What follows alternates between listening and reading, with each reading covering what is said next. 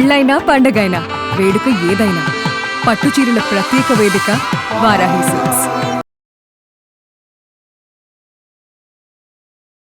నమస్తే, welcome to Suman TV. నేను పద్మిని. ప్రస్తుతంతో పాటు ప్రముఖ ఆధ్యాత్మికవేత్త, ప్రముఖ న్యూమరాలజిస్ట్, లక్ష్మీ నరసింహస్వామి ఉపాసకురాలు శ్రీమతి స్రవంతి గారు మనతో పాటు ఉన్నారు. మాట్లాడదాం.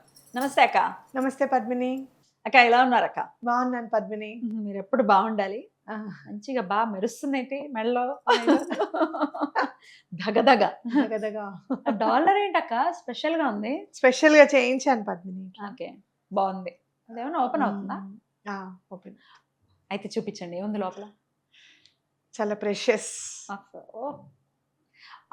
బావగారు ఫోటో, సింగం. అప్పుడు మూవీ వచ్చినప్పుడు అట్లా రెడీ అయ్యేవారు. ఆ ఫోటో అంటే చాలా ఇష్టం నాకు. సరే, ఇది విజయవాడ కనకదుర్గమ్మకి సారీ ఇచ్చేటప్పుడు దిగామన్నమాట ఈ ఫోటో. అందుకని రెండు పెట్టుకున్నా. చాలా బాగుంది. Very nice. థ్యాంక్ యూ చూపించినందుకు. Pleasure, it's my pleasure.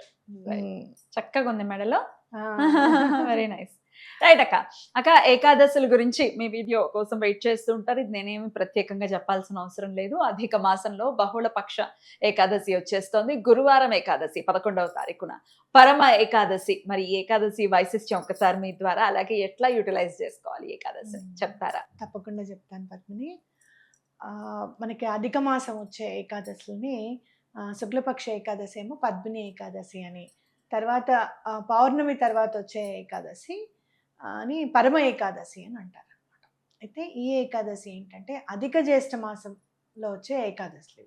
ఇవి రావాలి అంటే మళ్ళీ మనకి 19 సంవత్సరాలు వెయిట్ చేయాలన్నమాట. ఇదే అధిక మాసం రావాలి.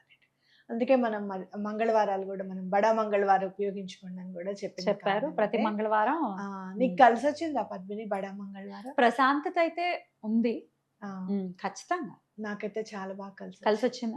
చాలా బాగా కలిసి వచ్చింది. ప్రశాంతతకు మించిన ఐశ్వర్యం ఏముంటుంది కదా. ఒక ధైర్యం అయితే ఉంది. ఎస్, మనం ఎటువంటి సమస్య అయినా అధిగమించగలం అనే ధైర్యం ఖచ్చితంగా స్వామి ఇస్తారు అంతే అందరికి. మేము ఎక్కడికి వెళ్ళినా, ట్రిప్కి వెళ్ళాం కదా, ఎక్కడికి వెళ్ళినా ఆంజనేయ స్వామి కనపడడం అనేది జరిగింది. ప్రతి చోట కూడా ఆంజనేయ స్వామి, ఫస్ట్ ఆంజనేయ స్వామి కనపడడం జరిగింది. అయితే ఈ పరమ ఏకాదశి నాడు ఏంటి అని అంటే మనం కొంచెం కొత్తగా చేసుకోవడానికి ఉంటుంది. ప్రకృతి ఎప్పుడూ కూడా మనకి ఏదో ఒక వరం ఇస్తుంది ఈ తిథుల రూపంలో అని చెప్పి మనం చెప్పుకోవచ్చు. ఈ పరమ ఏకాదశి రోజు ఏంటంటే మనం చక్కగా దశమి నుంచి 5 రోజులు అనమాట ఏకభుక్తం చేసి మనం ఎలాంటి ఈతి బాధలు ఉన్నా కూడా, ముఖ్యంగా ఆర్థిక ఇబ్బందులు ఏమైనా ఉంటే, అప్పులు ఏమైనా ఉంటే కనుక తొలగించుకోవడానికి ఇది చాలా మంచిది అని ఉపయోగపడుతుందని మనం చెప్పుకోవచ్చు. అంటే దశమి నాడు ఎలాగునో మనం ముందు రోజు అన్నం తినాం, ఏకాదశి ముందు రోజు టిఫిన్ తినేస్తాం. ఏకాదశి ఎట్లా పూర్తిగా ఉపవాసం చేస్తాం, అలాగే పారణ చేసుకుంటాం ద్వాదశి నాడు. తర్వాత మిగిలిన 2 రోజులు అంటే త్రయోదశి తర్వాత వచ్చే చతుర్దశి కూడా అమావాస్య వరకు కూడా మనము ఉపవాసం ఉంటాం అనమాట. అంటే ఏకభుక్తం చేస్తాం.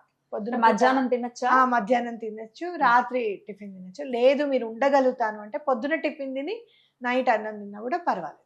ఏకభుక్తము అనేది ఉండాలి. ఇంకోటి నక్తము అని చేస్తారు. నక్తం చేస్తే చాలా మంచిది. పొద్దునంతా తినకుండా చుక్క వచ్చిన తర్వాత వెంటనే స్వామివారికి నివేదన పెట్టుకొని అదే తింటే చాలా మంచిది అనమాట. తినడానికి ఏముంది, అప్పుడు మనం అన్నం కూర పప్పు అని కాకుండా కొంచెం ఉప్పుడు పిండనో లేకపోతే పొంగల్ చేసుకునో, సాబుదాన కిచడి అని చేస్తారు, అట్లాంటివి చేసుకుని తింటే కనుక మంచిది.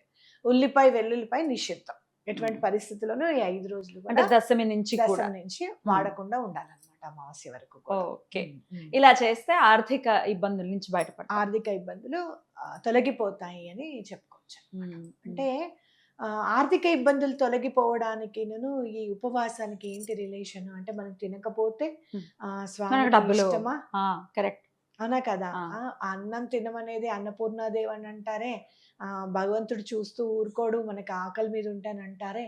మరి ఇట్లా ఉపవాసం చేస్తే ఏంటి అని అంటే కనుక, మనలో ఉన్న 7 చక్రాల్లో ముందు మూలాధార చక్రం కనుక క్లెన్స్ అయిపోతే కనుక మిగతా అన్ని చక్రాలు కూడా క్లెన్స్ అవుతాయి అని చెప్పుకోవచ్చు అనమాట. అలాగే సోలార్ ప్లెక్సస్ చక్ర అంట, ఇక్కడ ఉన్నది స్వాదిష్టాన చక్ర, రూట్ చక్ర అంటారు, మూలాధార చక్ర. ఇప్పుడు మనం గనక ఈ ఉపవాసం అనేది చేస్తే ముందు ఈ 2 చక్రాలు క్లెన్స్ అవుతాయి అన్నమాట. ఓకే, అంటే ఇది తినకూడదు ఇది తినాలి అనే దీంతో ఉంటాం. వాటర్ ఎక్కువగా తాగుతాం, కాస్త దాహం అనిపించింది, కొంచెం ఆకలి ఎక్కువ వేస్తుంది అనుకో, కొంచెం నిమ్మకాయ నీళ్ళు తాగుదాం అని చెప్పి నిమ్మకాయ నీళ్ళు తాగుతాం, అవునా. బయట ఎక్కువ తినం, ఉల్లిపాయ వెల్లుల్లిపాయ తినకూడదు అని చెప్పి. ఈ ప్రాసెస్ లో క్లెన్స్ అవుతుంది బాడీ, డిటాక్స్ అయిపోతుంది, టాక్సిన్స్ అన్ని వెళ్ళిపోతాయి. ఎప్పుడైతే మురికి వెళ్ళిపోతుందో, మలినం అనేది వెళ్ళిపోతుందో, అప్పుడు చక్రాస్ క్లెన్స్ అవ్వడానికి, మంచి ఆలోచనలు రావడానికి అవకాశం ఉంటుంది. ఎవరితోనూ ఆర్గ్యుమెంట్ చేసేటప్పుడు, నేను డైట్ చేసేటప్పుడు అయితే అస్సలు ఆర్గ్యూ చేయను. వడ్రా బాబు మీరు ఏం మీరు ఏం చేసుకుంటే చేసుకోండి, అసలే ప్రోటీన్ తింటున్నా, అదేమో తొందరగా రీజ్ అవ్వదు అవునా కదా. కాబట్టి ఇది చేస్తే ఎవరైనా ఏమైనా చేసినా కూడా ఆగుతాం, అంటే కామ్నెస్ వస్తుంది, కోపం తొందరగా రాదు. మన ఉల్లిపాయ వెల్లుల్లిపాయ ఎందుకు తినకూడదు అంటున్నారు అని అంటే తామసం ఎక్కువైపోతుంది అనమాట ఆ ఐటమ్స్ తింటే గనక, అవునా కదా. సో అందుకని తినకూడదు అని అంటారు. మరి బాబా గారు ఏకాదశి నాడు ఉల్లిపాయ తినమన్నారు కదా, బాబా అలాంటప్పుడు మీరు బాబాని పూజిస్తున్నారు కదా, మరి దీన్ని మీరు దాటేసినట్టే కదా. అంటే గురువుని సేవిస్తే కనుక నెమ్మదిగా అవి తిన్నా కూడా మనకి వంట పట్టనట్టు విధంగా మనని మౌల్డ్ చేస్తారు ఆయన టోటల్ గా. అంటే ఎట్లా క్లెన్స్ అయిపోతాయి మన చక్రాస్ అంటే, మనం ఏం తిన్నా, ఫుడ్ ఏం తిన్నా కూడా, కొంచెం తామసమైన ఫుడ్ తిన్నా గానీ, ఎవరితో ఏమన్నా ఆర్గ్యుమెంట్స్ చేసే ఉన్నా కూడా, మనలో అలాంటి బుద్ధులు ఉన్నా కూడా నెమ్మదిగా అవన్నీ కూడా క్లియర్ అయిపోతాయి. అంటే మనం అక్కడ దాకా వెళ్ళాము అంటే ఒక స్టెప్ ఎక్కినట్టు మనం గుర్తుపెట్టుకోవాలి. గురువు ఆరాలోకి వెళ్తే చాలు, ఏం చేయాల్సిన అవసరం లేదు కదక్క. రైట్. అలా మనం ఏకాదశి నాడు ఒక విధంగా చెప్పాలి అంటే గురువులందరికీ సేవ చేసినట్టే మనం ఏకాదశి వ్రతం చేస్తే. ఎందుకంటే జగద్గురు కృష్ణ పరమాత్మ, అర్థమైందా. కాబట్టి ఆయనకి చేస్తే ఇంకా గురువులందరికీ సేవ చేసినట్టే అనమాట. అందుకే సనాతన ధర్మం ఏకాదశి నాడు వ్రతం చేయండి, ఏకాదశి నాడు ఉపవాసం ఉండండి అని చెప్తుంది. మనం నెంబర్ వైజ్ చూసుకున్నా కూడా 11 is very powerful number. Yes, గురువారంతో కూడి వస్తుంది. గురువారంతో కూడినది 11 డేట్, 11th డేట్. అలాగే ఏకాదశి కూడా 11. ఆ 11వ రోజు మనం తినకుండా ఉండండి, ఉపవాసం చేయండి అనడానికి కారణం అదనమాట. Amazing amazing. సో అలాగే ఒకవేళ ఇలా 5 రోజులు మా వల్ల కాదండి, ఓన్లీ ఏకాదశి ఒక్క రోజు చెయ్యొచ్చా అంటే వాట్ ఈస్ యువర్ ఆన్సర్? తప్పకుండా చేయొచ్చు. అయితే మీరు ఒక పని చేయండి, అన్నాన్ని భిన్నం చేసుకొని తినండి. నైట్ పూట అన్నం ఉండిపోయింది బాక్స్ లో, వండేశారు, ఆ రోజు మిగిలిపోతుంది, పడేయకూడదని కూడా మన ధర్మం చెప్పింది కాబట్టి అంత లెమన్ రైస్ లేకపోతే కొంచెం ఇన్ని కూర ముక్కలు వేసుకొని తినడం అట్లా చేయండి. అది అన్నం తిన్నట్టే అవుతుంది. అలాగే తులసి చెట్టుకి ఎక్కువగా ప్రాముఖ్యత ఇవ్వండి. పిండి దీపాలతో పాటు తులసి దళాలు కూడా స్వామికి సమర్పించడం, ప్రత్యేకంగా ఆవు నెయ్యి దీపం పొద్దున సాయంత్రం తులసి చెట్టు దగ్గర పెట్టడం చాలా మంచిది. పిండి దీపం పెట్టమంటారు? పిండి దీపం పెట్టండి కంపల్సరీగా. ఎన్ని పెట్టమంటారు? 11 పెడతాను నేను. స్వామివారిని విడిగా పెట్టుకొని చుట్టూరా 11 పెడతాను అనమాట. స్వామినే దీపం లాగా చూసి ఒక పెద్ద దీపం పెడతారు, చుట్టూరా 11. అలా కాకుండా ఒక్క దాంట్లో 11 ఒత్తులు వేసుకుని చేసుకోవచ్చు, తప్పేమి లేదు. మన ఓపికమ్మా, మనం ఎట్లా స్వామికి ఎట్లా మనం చేయాలి అని అనుకుంటున్నాం అనేది మన ఓపిక, మన శ్రద్ధ. అలా అని ఒకటి పెడితే శ్రద్ధ లేనట్టు 11 పెడితే శ్రద్ధ ఉన్నట్టుగా కాదు. మన మనసుకి ఏది మంచిగా అనిపిస్తుంది, అమ్మ నేను ఇవాళ చాలా బాగుంది నాకు ఇలా అని అనుకున్నప్పుడు చేసుకోవచ్చు. రైట్. స్విచ్ వర్డ్ చెప్తారు కదా? తప్పకుండా చెప్తాను. ఏ స్విచ్ వర్డ్ చదవాలి? హరినారాయణ గోవిందం.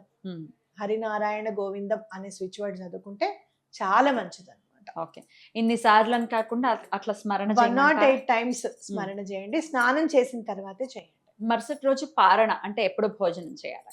పారణ 8:19 నెక్స్ట్ డే ద్వాదశి రోజు. ముందే చక్కగా 6 లేచేసి స్నానాధికాలు ఇల్లు నీట్ చేసేసుకొని అంతా చేసేసుకొని వంట చేసేసుకొని స్వామికి నివేదన చేసి, ఎవరికైనా ఏదైనా కొంచెం పండు ఫలం ఏదో ఒకటి పని వాళ్ళకైనా సరే వాళ్ళకి కొంచెం పెట్టి మీరు తినండి. అద్భుతం, చాలా చక్కగా తెలియజేశారు. ఖచ్చితంగా ఈ పరమ ఏకాదశిని మన వాళ్ళందరూ వినియోగించుకుని పాంచరాత్రి వ్రతం లాగా చెప్పి ఉన్నారు కాబట్టి ఖచ్చితంగా ఈ ఆర్థిక ఇబ్బందుల నుంచే మనం చాలా సతమతం. ఇంకొక విషయం తెలుసా, నేను ఉడిపి వెళ్ళేసి వచ్చా, గోకర్ణం వెళ్ళేసి వచ్చా, మురుడేశ్వర్ వెళ్ళేసి వచ్చా. ఉడిపి వెళ్ళారు?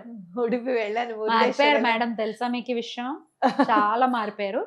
తర్వాత కొట్లాడతా, ఇప్పుడైతే వీడియో ఎండ్ చేస్తా.